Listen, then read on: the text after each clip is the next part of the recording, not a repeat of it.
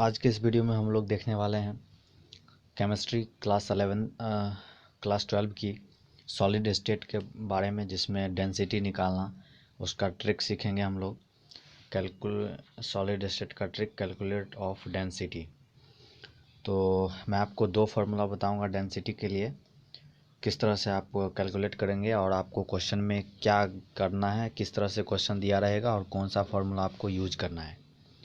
तो case first में आप देखिए, अगर आपको क्वेश्चन में मास गिवन हो ग्राम में, अगर आपको डेंसिटी वाले क्वेश्चन में केस 1 अगर आपको दिखे, यानी मास अगर आपको ग्राम में दिखे, तो आपको ये फार्मूला यूज करना है डेंसिटी के लिए। डी इजकल टू, डेंसिटी को डी से भी और रो से भी डिनोट किया जाता है। तो आप ये फार्मूला यूज करेंगे Z into M by A Q. अगर मास आपको ग्राम में दिया हो तभी आप इस फार्मूला को यूज करना।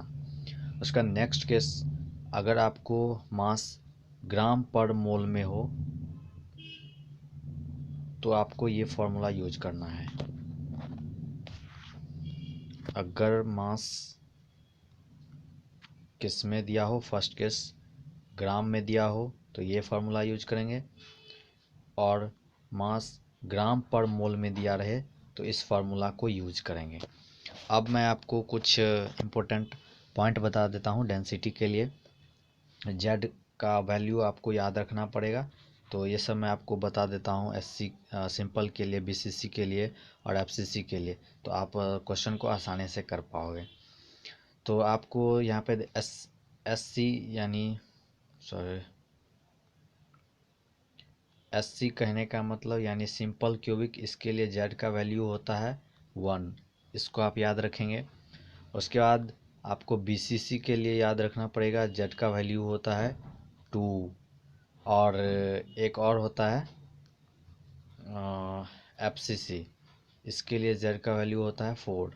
एफसीसी, इसके लिए जेड का वैल्यू होता है 4। ये चारों आप जेड के लिए याद रखना है। जेड के लिए जेड का वैल्यू एससी के लिए 1, बीसीसी के लिए 2 और एफसीसी के लिए 4। चलिए, इतना आप याद रखेंगे तो आपको क्वेश्चन करने में आसानी होगी। उसके बाद आपको डेंसिटी निकालने के लिए कुछ आपको याद रखना पड़ेगा। जैसे क्वेश्चन में आपको हेल्प मिलेगी। 1 एंगस्ट्रॉम बराबर कितना होता है? 1 एंगस्ट्रॉम बराबर 10⁻⁻10 मीटर। अगर सेंटीमीटर में बोले तो सेंटीमीटर में होता है -10⁻⁻8 सेंटीमीटर। 1 एंगस्ट्रॉम बराबर 10⁻⁻10 मीटर और सेंटीमीटर में 10⁻⁻8 सेंटीमीटर। उसके बाद और कुछ आपको याद रखने हैं। और सेकंड, अगर आपको नैनोमीटर में निकालना हो तो 1 नैनोमीटर बराबर होता है 10⁻⁻9 मीटर, और सेंटीमीटर में बात करेंगे तो 10⁻⁻7 सेंटीमीटर होता है। एक और पॉइंट आपको इसमें याद रखना है, अगर आपको पिकोमीटर में एज लेंथ अगर पिकोमीटर में दिया हो तो उसको किस तरह से चेंज करेंगे। तो 1 पिकोमीटर बराबर होता है 10⁻⁻12 मीटर, और सेंटीमीटर में बात करेंगे तो 10⁻⁻10 सेंटीमीटर होता है 1 पिकोमीटर।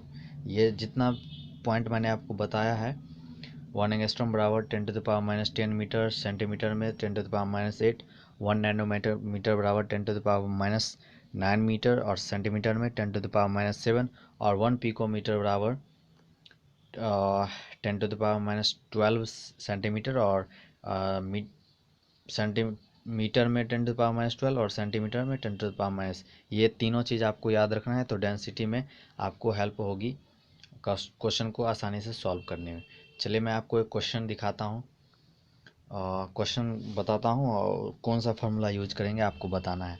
जैसे आपको दे दिया है क्वेश्चन में जो एफसीसी लैटिस है, और उसका हमको मास दे दिया है 100 ग्राम। क्या दिया है? 100 ग्राम।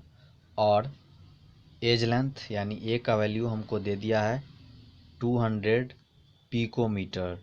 तो मैंने आपको बताया जो 1 पिकोमीटर बराबर कितना होता है 10⁻⁻12 मीटर अगर मीटर में पूछे, और सेंटीमीटर में पूछे तो 10⁻10 सेंटीमीटर।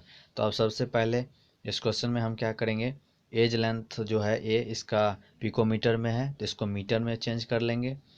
तो मीटर में चेंज करेंगे तो क्या होगा, ए इजकल टू 200 दिया है और उसको 10⁻12 से मल्टीप्लाई कर देंगे तो कितना हो जाएगा 1। ये एज लेंथ निकल गया। और पीछे मैंने स्लाइड में आपको बताया है जो ग्राम, अगर मास आपको ग्राम में दिया रहे तो कौन सा फार्मूला यूज करेंगे। यहाँ पे दे स्लाइड आपको दिखाता हूँ, यहाँ पे कौन सा फार्मूला यूज करेंगे। अगर केस आपका 1 दिया रहे ग्राम डेंसिटी में, क्वेश्चन वाले में मास अगर ग्राम में दिया रहे तो डेंसिटी बराबर Z/m/AQ। तो इस फार्मूला को हम यहाँ पे पुट कर देंगे। और स्लाइड कहाँ गया, तो इस क्वेश्चन में हम वही जेड बोलते हैं, डेंसिटी निकालने के लिए कौन सा फॉर्मूला यूज करें, density is equal to Z/m/AQ। मैंने बताया था अगर मास आपको ग्राम में दिया रहे तो ये फार्मूला पुट करेंगे। तो आप ये फार्मूला पुट करके डेंसिटी आसानी से निकाल पाओगे। इसी तरह सेकंड केस वाला भी क्वेश्चन आप मॉड्यूल सब अगर बनाते होंगे तो आप उस समय देखिएगा तो आपको आइडिया लग जाएगा। बस ये 2 फार्मूला आपको डेंसिटी के लिए याद रखना है। मास गिवन रहे तो ये, ग्राम में दिया रहे तो ये फार्मूला, और ग्राम पर मोल में दिया रहे तो ये फार्मूला लगा के और आसानी से इसको सॉल्व कर सकते हैं। और बशर्ते आपको इसमें जेड का वैल्यू तीनों के लिए याद होना चाहिए, एसएससी के लिए 1, बीसीसी के लिए 2 और एफसीसी के लिए 4, तभी आप क्वेश्चन को कर पाएंगे। तो बस आज के लिए वीडियो में इतना ही, नेक्स्ट वीडियो में फिर मिलते हैं।